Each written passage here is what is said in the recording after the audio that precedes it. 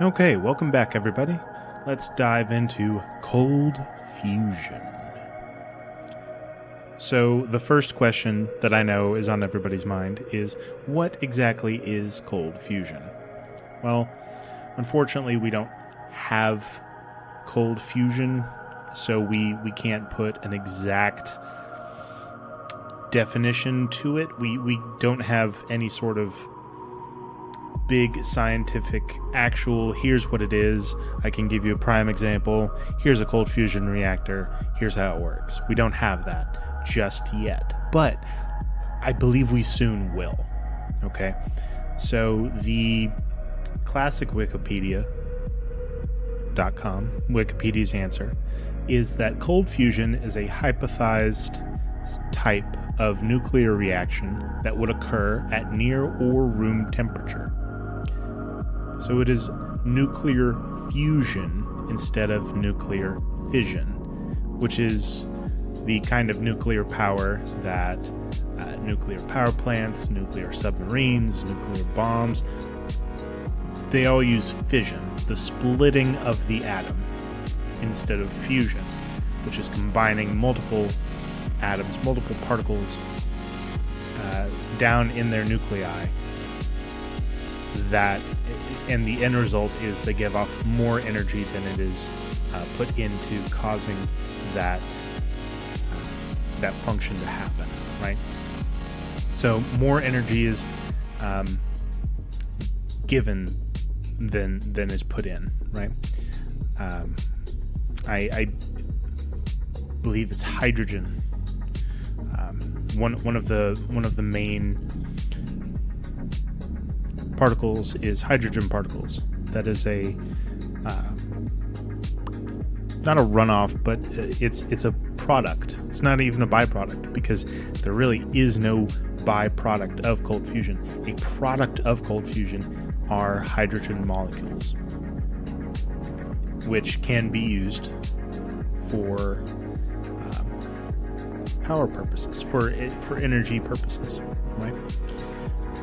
So the history of cold fusion research kind of happened at the same time as fission, back in the early 1900s, of world scientific communities kind of coming together to try to solve and innovate and create the latest and greatest technologies.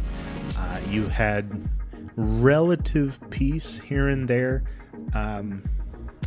between the major world powers. So the minds that belong to those powers, the great scientific minds of the age, kind of got together and were having all of these revolutionary ideas, and there was a lot of great marketed scientific progress done in those times, right? So between, say, the 1910s and 30s, we had this idea in the scientific community about how to create clean energy, how to supply the world with near limitless clean energy. Fast forward a little bit, and you have places like the IAEA, the International Atomic Energy Agency, launching the Nuclear Fusion Journal in the 1960s in an effort to exchange information about advances in nuclear fusion. And it is now considered the leading periodical in the field of nuclear physics, of scientific research in the field of nuclear power. And the IAEA holds conferences every 2 years since 1974 in order to foster discussion and developments in the field of fusion. And in 2022, actually, scientists studying fusion energy at Lawrence Livermore National Laboratory in California, they had announced that they had crossed a long-awaited milestone in reproducing the power of the sun in the laboratory. So we have scientific institutions, kind of parts and parcels across the world, making these huge leaps and bounds in terms of creating limitless clean energy, right? Because, again, cold fusion, in theory, has no harmful byproduct, like the current nuclear power option that we have. There's nuclear waste that does come from that, and disposing of that is a big problem, right? So the Lawrence Livermore National Laboratory had a brief moment in their experimentation, lasting less than 100 trillionths of a second. They had 2.05 megajoules of energy, roughly the equivalent of a pound of TNT, bombarding a hydrogen pellet, and out of it flowed a flood of neutron particles, the product of fusion. Now with it, it carried about 3 megajoules of energy, a factor of 1.5 in energy gain. So this laboratory made this huge experiment. They ran this huge experiment in which they created about 1.5 times energy more than what they put in. Now this crossed the threshold that laser fusion scientists call ignition, which is the dividing line where the energy generated by fusion equals the energy of the incoming lasers that start the reaction. So it's a pretty big deal. It's a lot of energy that gets put into the experiment with the goal of having more of a net energy on your output. Now, this butts up against a law of thermodynamics, right? We can't have more energy output than we put in. I mean, this is done with very simple experiments like springs and muscles. I mean, if you throw a ball somewhere, there's principles of thermodynamics that keep that ball from hitting something and then rebounding with much more force than the force used to throw it, right? Now, what are some implementations? What are some uses of cold fusion? If we got it right, if we got the science down, if all of these labs in places like the IAEA, that laboratory in California, CERN in Sweden, I think it is, Norway. If all of these places can, with the Big Hadron Collider, if they can successfully get cold fusion down and say, all right, we have these methods, we're ready for massive implementation and commercialization. Now, if it can be deployed on a large scale, it would offer an energy source devoid of the pollution and greenhouse gases caused by burning fossil fuels and the dangerous long-lived radioactive waste created by current power plants, which use the splitting of uranium to provide energy. Now, what would this mean for humanity exactly? Well, slowly but steadily, we would have advancements in every aspect of life, from agriculture and architecture to commercial transportation and freight. We would have the power of the sun made miniature in order to power a city endlessly for hundreds of years with the power of a single cold fusion power plant. That, again, emits zero harmful byproduct. And, after the inevitable war that would ensue, as humanity is often done every time it develops new and world-altering technology, we would finally have a a human-centric empire. I know I always go back to this, but I mean, I'm a science fiction fanatic, so of course I will. We'll have the UNFC. We'll have the Empire at the dawn of the Dune series. We'll have the Tulls on Coruscant. We'll have all of these baby human empires that begin on Earth. After we set aside our differences and become a true species, a true people without borders, right? We become one empire, right? And we'll go out, we'll colonize the stars, right? We'll resource strip them, we'll mine asteroid belts, set up deep space stations, harness new elements and materials found in space that we know little or nothing about. I mean, give it a few hundred years, and the mighty Earth Empire will truly take its place amongst the stars.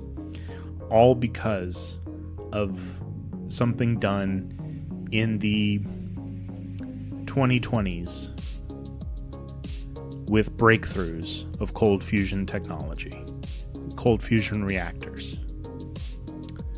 Now, because of the greed and self-blinding nature of humanity, it is fairly easy to imagine that there will be a cabal of corporatists, lobbyists, doomsayers, cultists, Homestuck fans, a good dozen groups or so, who all kind of band together or even work independently to stop this golden goose of progress. And it's going to be a shame. Because I think that will be kind of the catalyst for that world war. It'll be a self-preservation war waged by the people intent on keeping the masses kind of coddled and reliant on them. Right? I mean, we've seen that time and time again throughout human history. It's cyclical, and it's going to happen again and again and again, and we're not going to be able to stop it until we evolve into a kind of human that is far wiser, more intelligent, more patient. Because I think an argument can be made that we have devolved a little bit on our evolutionary track. But I have faith that cold fusion reaction technology can alleviate a great deal of pains and labors that people have to go through to do things. I mean, the cost of gasoline right now, it's through the roof. And it's teetered kind of back and forth between, on average, $3.90 to $5 a gallon in the U.S. And this is crazy. We're one of the biggest exporters of natural gas and oil in the world, and we're hurting at home. That makes no sense. Now, if we had cold fusion reaction technology, if all of the cities and towns around the country were powered by those, instead of coal and natural gas and oils, I mean, that price is going to plummet. And the people that are going to push back on that the biggest are the people that run those companies and the people who invest heavily in those companies, or who all line up to take a check from those companies. Everybody from lobbyists to politicians to secondary and tertiary companies who profit when those companies do well. and it's going to be ugly. So, is cold fusion prominent in science fiction? Absolutely. And it's kind of done without us even having to think about it. It's done kind of as an afterthought, right? We have cold fusion addressed a couple of different times in Stargate SG-1. Iron Man is a really big one with his arc reactor. That's cold fusion, right? Tony Stark wanted a suit of armor around the world. I would love an endless battery for the whole world to use, and cold fusion reactors would be the most ideal. And we've all seen the kind of stunts that billionaire genius Tony Stark pulls off as Iron Man in the never-ending Avengers movie franchise. You know, rockets for flight, weapons, shields, telecoms, you name it. Now, the power that feeds this capability comes from his arc reactor, invented by Tony's father, Howard. Now, the arc reactor uses nuclear fusion to provide almost limitless energy.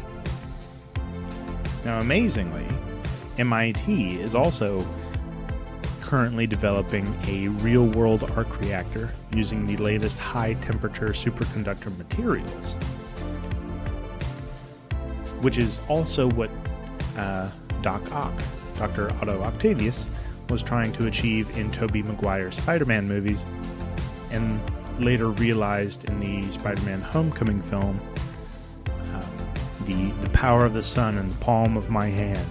It was kind of a tear-jerking moment for me to see such a beloved character played by Alfred Molina, an equally beloved actor, coming back and getting that moment of peace, and it was such a satisfying moment, I think, for anyone who was a fan of the Tobey Maguire Spider-Man films, especially. Now, a list of sci-fi cold fusion implementation wouldn't be complete without mentioning Star Wars. It is key to interstellar travel in George Lucas's universe, and the spaceships are powered by reactors that use exotic hypermatter annihilation, which accelerates tachyons to infinite velocities and allows for the jump to light speed. Now, the hypermatter annihilation cores are in turn confined by nuclear fission systems. And these ion drives were used in every kind of ship, from the Millennium Falcon to Star Destroyers, even the TIE Fighters, which they actually get their name from the technology itself. TIE standing for Twin Ion Engine. I love the details. I'm a huge details guy, and this was, I mean, Star Wars is just lousy with detail-heavy stuff. I mean, everything from symbolism to acronyms, real science bleeding into science fiction. I mean, Lucas did a ton of homework to make those stories flow and fit really well with actual science, and the blurred line is kind of where the fun comes in. Now, I think it's really easy to say that I have a lot of hopes for the implementation of cold fusion technology. You know, it's very simple, at least for my lifetime. Those hopes would be for the ending of child slavery in Africa, because there's dozens and dozens of stories of eyewitness accounts of child labor being used to mine cobalt and other precious metals in order to power things like electric vehicles and computers, cell phones, all that kind of stuff. I would hope for a much cleaner and more healthy natural environment where people have no fear of drinking from a freshwater spring or bathing in a river. I would want a world whose people become centered around striving for more and more progress in unity with each other instead of deadly and lethal competition. Because there are a finite amount of resources on the planet. But if we were to create a resource that had almost infinite energy potential, we could almost effectively do away with such lethal competition. It would be as close to world peace as possible. Right before we venture out into deep space to establish those great giant world-spanning colonies. But then, of course, the cycle of history would begin again. But that is all I have for today, guys. Thank you so much for tuning in again, and stick around for more. But for now, live long and prosper, my friends, and may the Force be with us all.